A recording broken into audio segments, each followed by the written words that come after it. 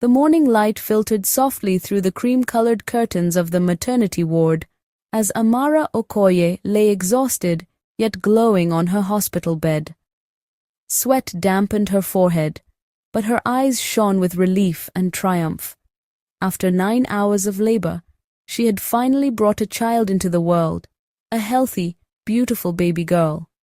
Her husband, Cheek, sat beside her, beaming with pride. He held the swaddled baby gently, as though she were made of glass. "She looks like you," he whispered, brushing a finger across the baby's cheek. "No," Amara smiled weakly. "She looks like us." They had waited for this moment for almost 8 years of marriage. They were the couple who showed up to weddings and naming ceremonies with a practiced smile masking inner ache. Family members whispered prayers behind them, pitying their quiet long-suffering. And now, finally, they were parents. As a nurse stepped in to take the baby for routine checks, Amara watched with sleepy eyes, letting peace wash over her. In the hallway, the nurse walked briskly past the ward doors until she reached a dim corner where another nurse stood, an older woman with narrow eyes and hardened indifference. "You have the boy?" the older nurse asked. "Yes." "The Okoye boy?" The older nurse nodded. "Good. The family in room 12 is waiting. They won't leave without a boy, and the deal has already been paid for." With a swift, emotionless exchange, the Okoye baby boy was wheeled toward a dark room, while another baby, wrapped carelessly in a blue hospital blanket, was rolled toward Amara's ward. Inside room 12, a wealthy couple sat anxiously. They had delivered a girl, but had desperately wanted a boy to carry their lineage. And the private maternity center, known to the elite for its quiet services, had offered them a solution. "Congratulations," the older nurse said with a smirk. "Here is your son." The woman burst into tears of joy. The man sighed with relief. Meanwhile, Amara received the wrong baby, an actual newborn boy belonging to the wealthy family. She cried from joy when the nurse handed the child to her. She didn't know why, but she felt something tug strangely at her heart as she stared at her daughter. Something felt off, but she dismissed it as postpartum exhaustion.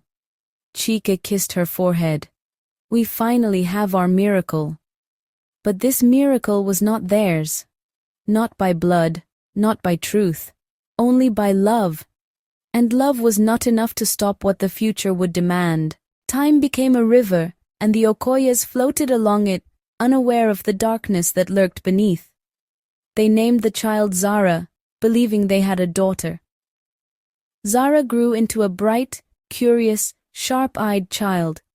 She had Amara's calmness and Chike's stubborn chin. At age 5, she loved drawing flowers on the walls. At 8, she ran like the wind and outran all the boys in her school. People always commented, "She behaves like a boy." Amara laughed it off. Children behave however they want. But deep inside, she wondered. Sometimes Zara's voice sounded deeper than her age. Sometimes her strength startled even her teachers. Yet she never looked beyond these oddities, because Zara was her baby, her world, her answered prayer. Their home was warm, full of laughter. Amara often watched Chike teaching Zara how to fix appliances or explaining football tactics. They were inseparable. Zara worshipped her father, and Chike adored her. Nothing could break them. Nothing except the truth. Zara was 12 when the first symptoms began. It started with constant fatigue, then sudden fevers, then fainting spells.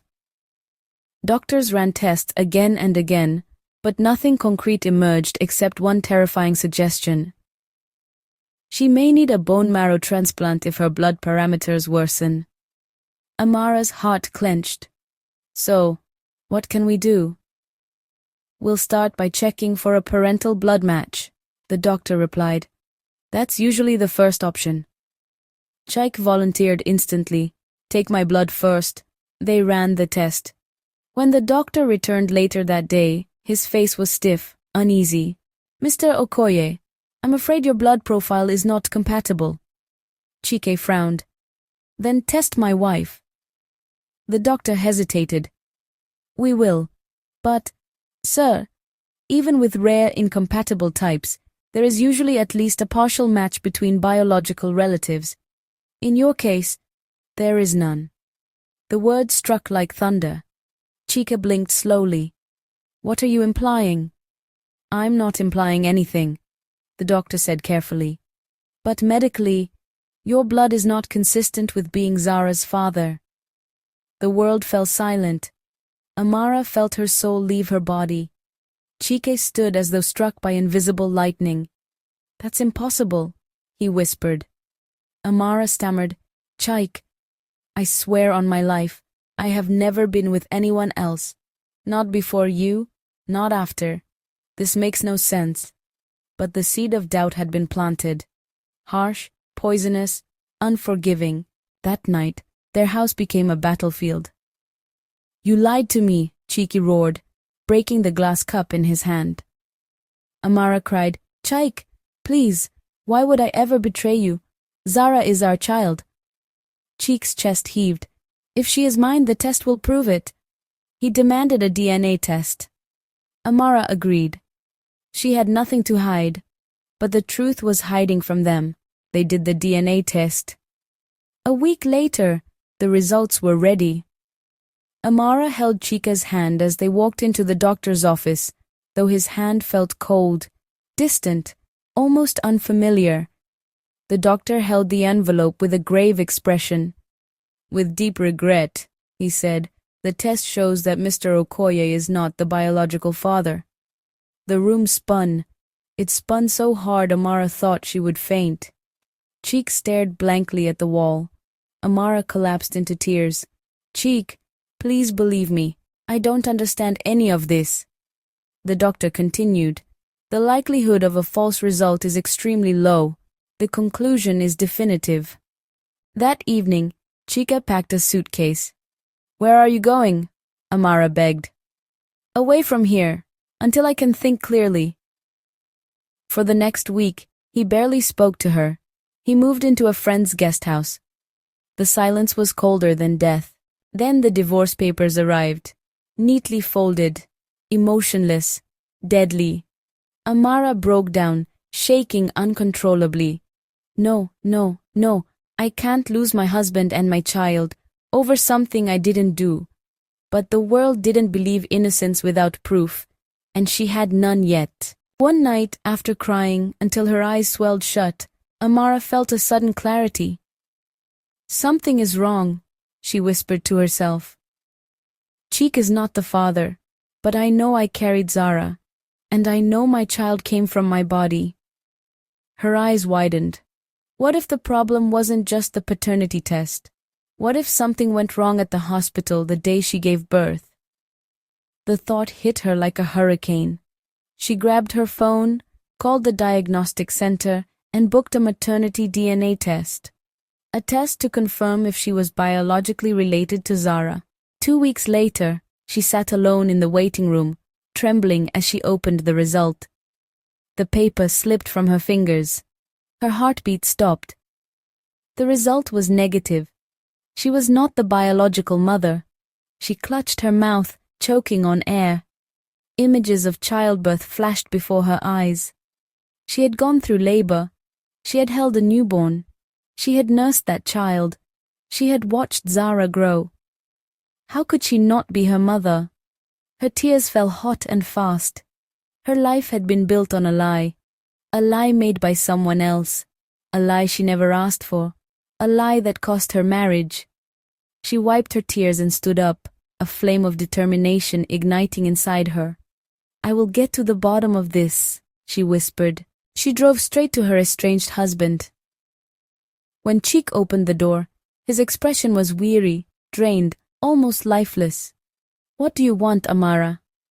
She held out the envelope with shaking hands. Cheek, this is a maternity test. He frowned. Why would you? Just read it. He scanned the paper. His face transformed from confusion to shock to horror. I am not. You are not. His voice cracked. No one in this house is Zara's biological parent, Amara whispered. That means something happened at the hospital. The weight of the truth slammed into them both. Chiki sat down slowly, his chest rising and falling rapidly. My God, he whispered. Amara, I'm sorry. She broke into fresh tears. It's not your fault. We were both victims. He pulled her into his arms, hesitant at first, then fully, tightly. The kind of embrace that recognized shared pain. What do we do now? He whispered. We fight, she said. We find out what the hospital did, and we find our real child. Cheek nodded. Together. The first crack in their broken marriage was repaired by shared truth. They didn't know yet how many cracks remained, or how far the truth stretched.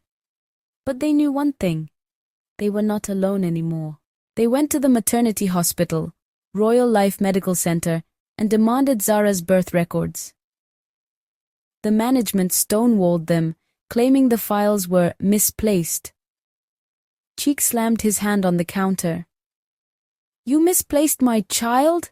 Security was called, but Amara dialed the police before they could throw them out. By the time officers arrived, tension filled the lobby like smoke. The police demanded access to hospital records. Suddenly, files began appearing. But something was wrong. The birth logs were edited. Some pages were missing entirely. Nurses avoided eye contact. Administrators stuttered through questions. Senior staff gave conflicting statements. One said Amara delivered a girl. Another insisted it was a boy. A third claimed the nurse on duty had resigned years ago. Every answer contradicted the last. The authorities sensed foul play and seized all hospital records. Soon, testimonies from disgruntled former staff began pouring in. Babies swapped intentionally. Newborns sold to wealthy couples. Birth records altered. Mothers lied to. Illicit deals carried out quietly in back rooms. The hospital had been doing this for years. The deeper the investigation went, the more horrors surfaced. And at the center of it all was the older nurse, the woman who supervised Zara's swap. She had vanished, but her assistants confessed everything. Some families paid to get a specific gender, one said. If they wanted a boy but delivered a girl, we found them a boy. And vice versa. Amara collapsed into Cheek's arms. Oh God, what did they do with our real child? We don't know, the investigators admitted. The families who purchased children insisted on anonymity. The hospital kept no official records. No contact information, no address, not even a first name. Their real child was out there somewhere. Alive, growing, unreachable. The government shut down Royal Life Medical Center permanently. Doctors were arrested. Nurses detained for questioning. Administrators dragged into police vans. It became national news, one of the largest baby swap scandals in the country's history. Amara and Chiki watched the news late into the night, holding Zara close between them. Are you okay? Amara whispered. Zara looked up at them with tired eyes. Are you still mad at each other? Amara's heart broke. No, my love, never again. Chiki kissed her forehead. We love you. Nothing will change that. Zara's voice trembled. Am I not your child? Amara's tears fell. You are our child. You always will be. Nothing can undo the love we have for you. Cheek added, voice thick with emotion. Blood or no blood, you are ours. Zara clung to them, crying into their chests. The family that had been nearly destroyed was slowly stitching itself back together, with love, with truth, with shared pain. But the hole in their hearts remained, the child who had been stolen from them, their real child, somewhere out there. Months passed, investigations continued. The authorities issued a nationwide alert for hospital-linked baby swaps, but progress was slow. The hospital had destroyed most evidence. Finding the matching child required locating the anonymous wealthy family who bought a newborn that night. but the illegal deals were untraceable. Despite everything, the Okoyes rebuilt their home. Chiki moved back in. Therapy sessions helped mend their communication. They renewed their vows privately in their living room, just the two of them, holding hands with tears in their eyes. Zara's health slowly stabilized with treatment. They turned her room into a space of healing and comfort, painted with stars, clouds, and hope. Every night before bed, Amara whispered, "I don't know where you are, my real child, but I will find you, even if it takes my whole life." And Chike whispered silently, "Forgive us for not knowing. Wherever you are, we will bring you home." Zara prayed too, "God, keep my sister or brother safe." The house was no longer broken. It was wounded, but healing. Their pain became purpose. Their loss became strength. Their suffering became a mission. One warm evening, as the sunset painted the sky with orange fire, the Okoyes sat on their veranda, Zara's head resting on Amara's lap. "We'll keep looking," Chiki said softly. "We won't stop." Amara nodded, staring into the distance. "Someday, somehow, we will find our child. And when we do," Zara whispered, "I'll be the best big sister ever." They all smiled through their pain. Somewhere in the world, their biological child, now 12 years old, was living a life meant for someone else. Perhaps happy, perhaps not, perhaps safe, perhaps longing for something unexplainable, an emptiness that only truth could fill. The Okoyes didn't know, but they held on to hope, because hope was all they had, because hope had carried them through darkness, because hope would lead them to the truth. One day, someday, and until then, they loved the child in their arms, and prayed for the child they had lost, a story not of betrayal, but of injustice, not of infidelity, but of institutional evil, not of a family destroyed, but of a family reborn. Their journey was far from over, but their love was unshakable, and their hope was eternal. One day, their real child would be found, and when that day came, the world would witness a reunion carved into the heart of destiny.